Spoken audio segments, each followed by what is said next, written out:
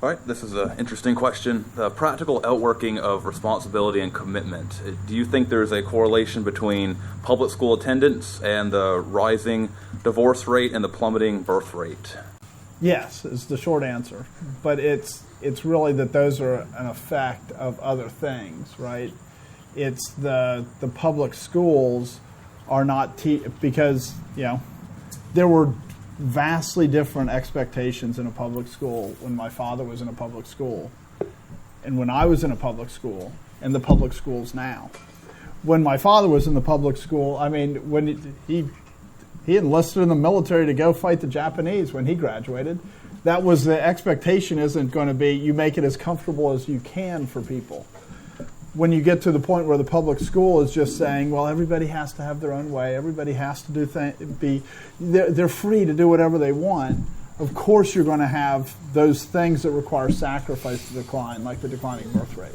You're killing off the society because the public schools are teaching the agenda that I read from the NEA. That will kill a society, which brings in those things. And so, yeah, I do think that a lot of it is from public school, and the way to turn aside from that is to teach your children, no, they're valuable, and to be valuable means they can do things, that they have value, not, oh, you're my child, you're wonderful, but you're my child, you have abilities that you can use to make changes to the world, so get out there and do it. The two are vastly different, and they produce vastly different results. Yeah. The other place where I would see a connection is if the purpose of you have a family, you have children, and if part of it is you as a family have a purpose as a family, you think about things very differently than if you have children and then you send them, and then they're sort of sent away from you and they're taught away from you. There's sort of this separation. Your family is basically there to kind of keep you warm and keep you safe while other people are making you into an adult, as opposed to your family being this unit that has its own purpose.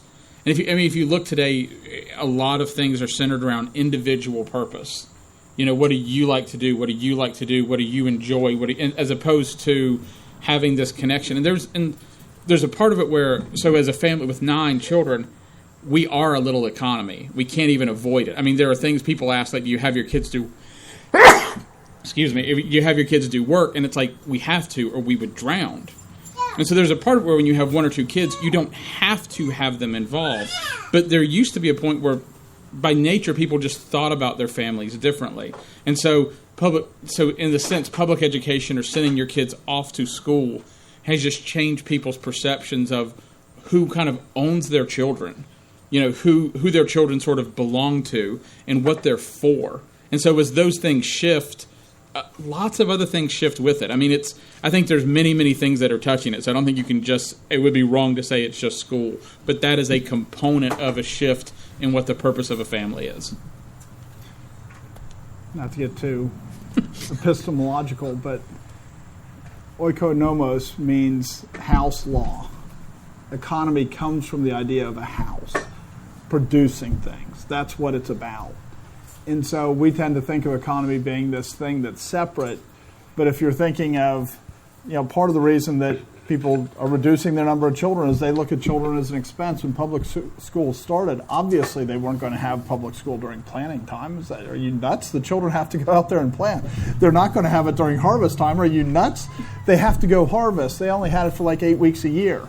Because the reality is, during the depth of the winter, there's not that much work to do. Fine, you can go to school. The rest of the time you were expected to work. And so they saw schooling as a secondary thing to producing, so the children were taught their role is to produce. Now we've gotten to the point where the child is taught their role is to have their own feelings to be validated, to have their own pleasures fulfilled, so they're not going to produce things that further society because they were taught that's not what they're about. What they're about is themselves.